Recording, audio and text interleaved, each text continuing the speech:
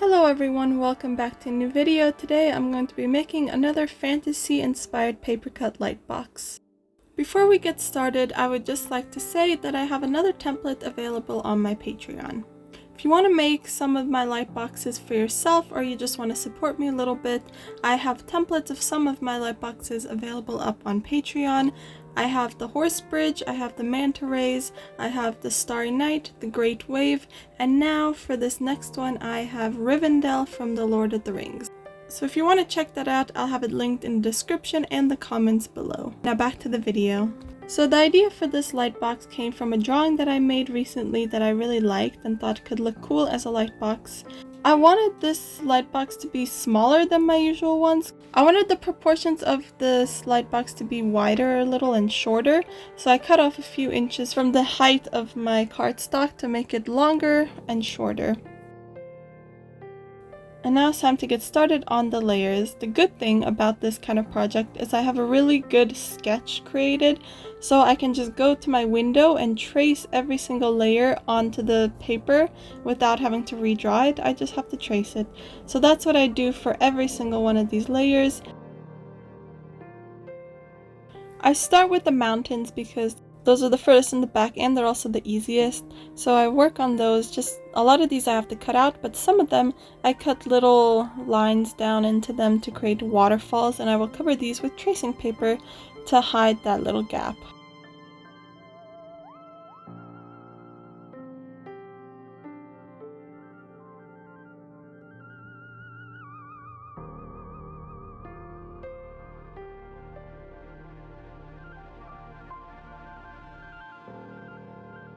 I continue through all of the layers, cutting out the basic shapes of them.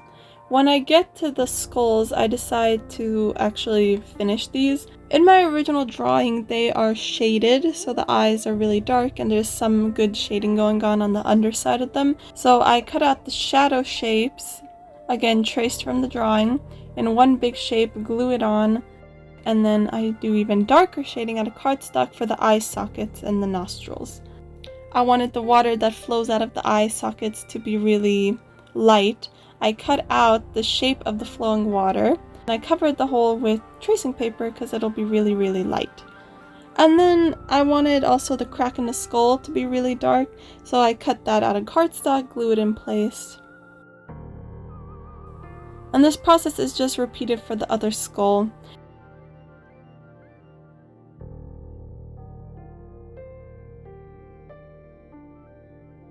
I continue through the light box. I decide to darken the tree trunks by gluing another layer of cardstock over them, and then I add shading to the underside of the tree leaves just to add more depth. And while I'm working on this, let me share the story that my sister came up with for this light box. Back when he didn't know better, the old man was one of the many naive people who deeply believed that there was nothing more great and desirable than immortality. What a fool he had been, he mused as he took the stick from the attendant, careful not to let the cloth covering his face slip. A long time ago he had been terribly shamed, and ever since then, even letting the tiniest flash of emotion cross his face would lead to severe repercussions. This rule had always broken the old man's heart, and he would never get used to the fact that he is able to view everyone's face in excruciating detail, but no one will ever be able to know. The mandatory veil only allowed enough of a gap at the bottom for his longish nose and long beard to hang out, allowing the passerbys to judge his age and gender, but nothing more. And since he was not allowed to speak in polite society, not a single soul from the outside world had ever known a single thought or emotion that has passed through his body.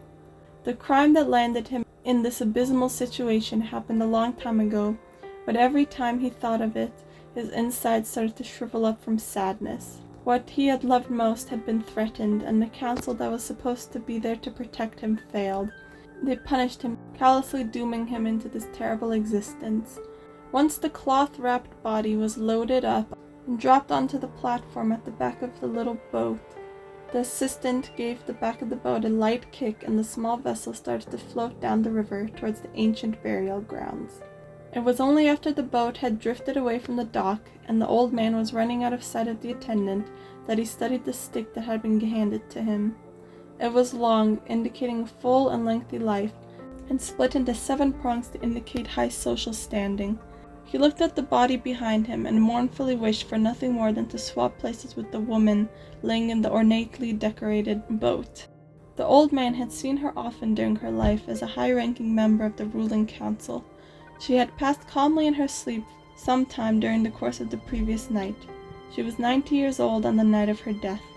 If a person would have seen her and the old man side by side, they would have thought they were peers. They did have the same wrinkly skin and the same gray hair, however, it would have been a mistake. The truth of the matter was that the old man was a whole 1,000 years older than the recently deceased woman. For 1,000 lonely years he had rowed his tiny boat up and down this cursed river, delivering the dead to their final resting place. About a mile into the old man's journey, nearby tall rugged peaks rose up in the distance. Copious amounts of water rushed down their sides from natural springs near their tops, making the river deeper. As the old man was able to use the stick he had been carrying to row the boat, instead of being completely at the mercy of the current. The slender frame of the boat slipped gracefully amongst tall rocks that were washed off from the mountains when the rain came. The sun was warm and the sky was blue.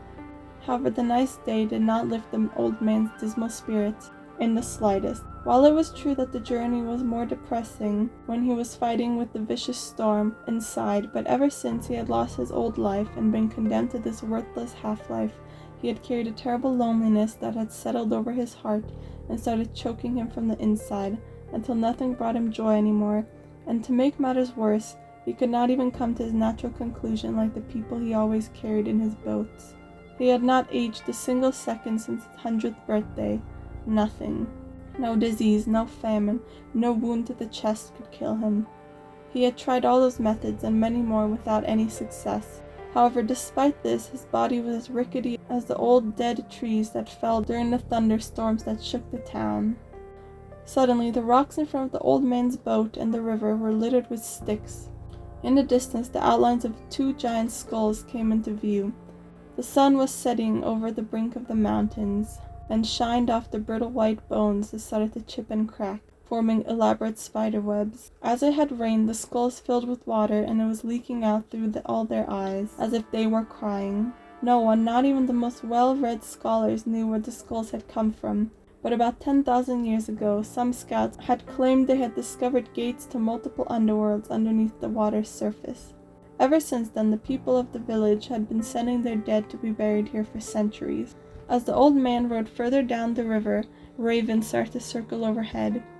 When they took notice of the approaching boat, they started to screech loudly, blackening the sky. The old man carefully steered through the many sticks and rods poked into the ground, and turned the boat to follow them. The ravens were ancient, possibly even as ancient as the burial ground. They had been the only animals the old man had ever encountered in the cemetery, and he had assumed that they were frightened by the eerie atmosphere of the mysterious place. For many centuries, they had played a critical role in the burial process. According to ancient myth, there were multiple afterlives, and it was up to the ravens to figure out the placement of the body. Soon, the ravens started to fly back and forth close to the surface of the water. After about a minute, they all hovered over a single stretch of river before landing on the shore. The old man rowed the boat to the chosen spot. Then he lifted some candles that had been placed into the boat to show his respect, and threw a handful of coins which had been stacked on the edge of the body into the river for good luck. After the candles had burned out, the body was slowly lowered into the water with a quiet splash. Tears started to leak from the old man's eyes as the heavy cloth-wrapped body started to sink into the mud at the bottom of the river, and another weary soul got to pass into a world he will never be able to enter.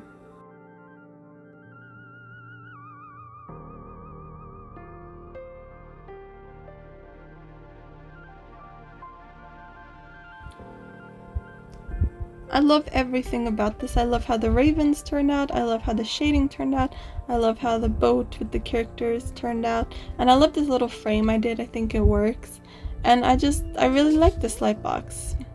So let me know what you guys think. If you would like to see anything specific, let me know in the comments below. Check out my Patreon if you want the Lord of the Rings template, and I will see you guys next time. Bye!